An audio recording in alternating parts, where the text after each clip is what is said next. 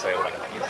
Jadi menurut saya, masalah pertama yang paling penting adalah Majelis Hukum tidak menyatakan adanya niat jahat dari saya.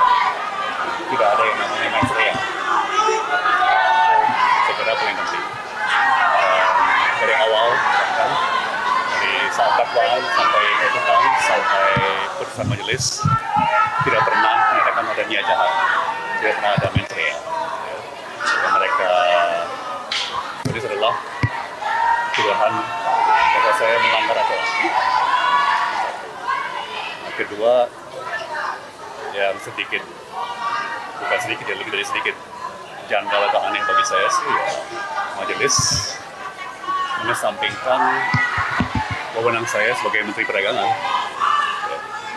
Saya kira undang-undang, peraturan pemerintah, semua ketentuan yang terkait sangat jelas memberikan mandat kepada Menteri Perdagangan untuk mengatur tata kelola termasuk perdagangan perniagaan bahan pokok pada penting.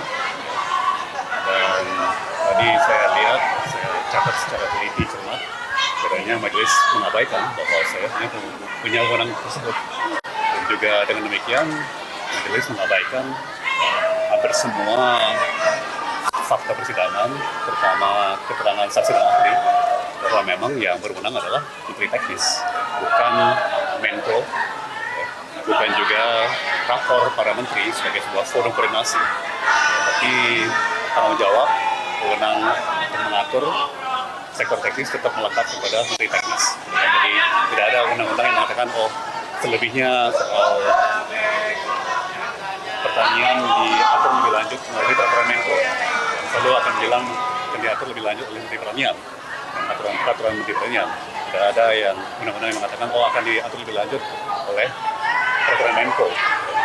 Lalu akan bilang akan diatur lebih lanjut oleh peraturan Menteri Presiden misalnya. Jadi itu kejanggalan yang cukup besar bagi saya ya. Majelis mengabaikan mandat undang-undang wewenang yang melekat kepada Menteri Teknis, bukan kepada forum rakor, apalagi kepada Menko, Menteri Koordinator. Namanya aja Menteri Koordinator, ya bukan Menteri Perindustrian, Menteri Pertanian, Perdagangan dan lain-lain. Ya mungkin ketiga, saya menyesalkan bahwa kalau saya lihat vonisnya majelis itu kembali lagi seperti copy paste, copas dari tuntutan penuntut.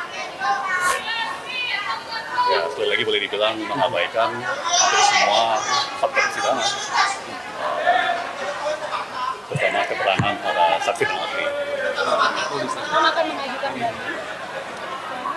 tentunya peraturan memberikan kami sebagai terdakwa 7 hari untuk memutuskan apakah langkah berikut daripada kami dan nasihat hukum kami. Mohon berikan saya dengan tim hukum saya yang sangat-sangat saya banggakan, luar biasa dengan segala tantangan, kesulitan, kejanggalan yang terjadi bisa sampai titik ini. Saya sangat-sangat bangga atas prestasi tim hukum saya terutama. Ini keberhasilan yang kita raih 60-70% berkat kerja keras tim hukum saya.